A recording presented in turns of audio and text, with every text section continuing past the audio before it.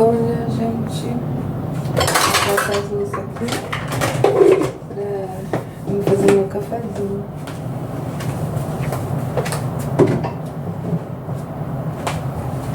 E aí, vocês dormiram bem?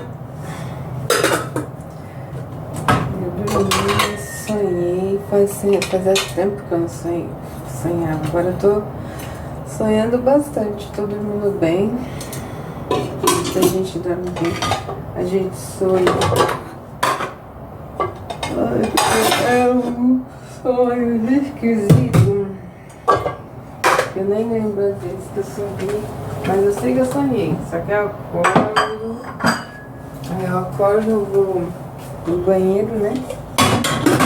Eu vou no banheiro com o olho fechado assim pra não perder o sono. Aí depois eu volto na cama, rapidinho eu durmo de novo. Graças a Deus. Porque eu já tive insônia. Só ter insônia é horrível. Quando eu tinha insônia, eu tentava tomar de tudo. Já tomei chá de mungu, já tomei valeriana, terapia, ansiodose, um monte de coisa. Eu já tive insônias terríveis, viu? Por causa de ansiedade, de síndrome do pânico. Eu tive. Mas agora eu tô dormindo bem, graças a Deus. Melhorei bastante.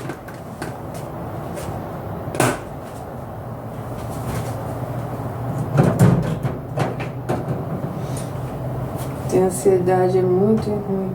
Já tive tanta ansiedade que eu tenho problema de bruxismo, né? O meu bruxismo ficou tão forte que eu fraturei um dente, uma mordida. Aí depois fui arrancar o dente que estava fraturado, porque não pode ficar, né? Na boca. E a dentista pegou e foi puxar com muita força e cortou minha língua. Nossa, foi uma série de coisas que desencadeou por causa de ansiedade. Agora eu tô bem, tô me tendo calma, e quando chega a ansiedade eu faço a técnica de respiração, que é muito boa.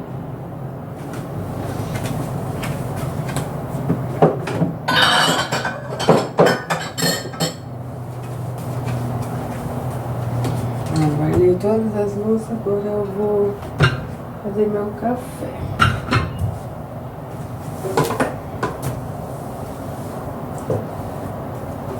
Aí depois eu venho falar com vocês de novo.